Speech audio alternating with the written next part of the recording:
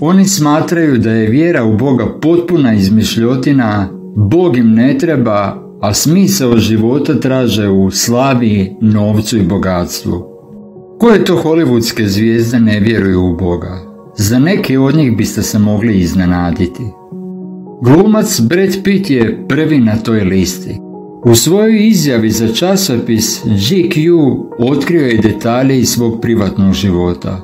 Prošao sam sve, odrastao sam kao kršćanin, uvijek preispitivao vjeru, ali onda sam otišao svojim putem i prozvao se agnostikom. Probao sam i neke duhovne stvari, ali jednostavno se nisam dobro osjećao. Onda sam se prozvao ateistom. Htio sam biti buntovnik, ali to nisam bio ja.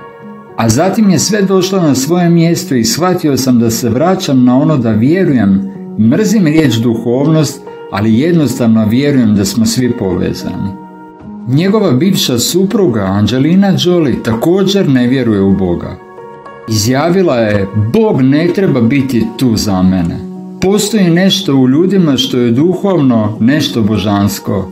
Ne volim raditi stvari samo zato što ljudi kažu da ih treba raditi, ali ne znam ni ja je li bolje ne vjerovati ili vjerovati, izjavila je Angelina 2000. godine. Glumica Emma Thompson je čak veliki protivnik religije. Jednom prilikom je izjavila: ja sam ateist. Čak me možete nazvati liberalnim anarhistom.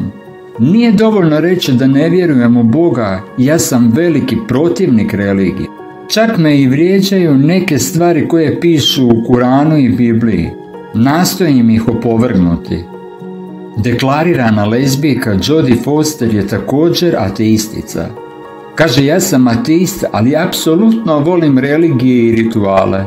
Iako ja ne vjerujem u Boga, u našim obiteljima slavimo puno vjerskih blagdana i uživamo u tome.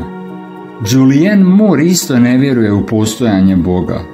Na pitanje: ako raj postoji, što biste htjeli da vam Bog kaže na vratima, ona je odgovorila: pa mislim da niste u pravu, ja postojim.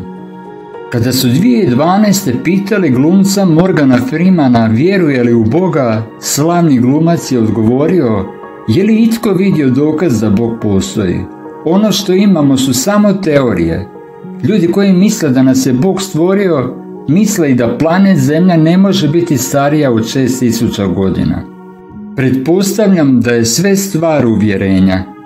Daniel Radcliffe, poznat po ulozi Harry Pottera, kaže: ja sam ateist, ali sam vrlo opušten u vezi s tim. Ne propovijedam svoj ateizam, ali poštujem ljude koji to rade.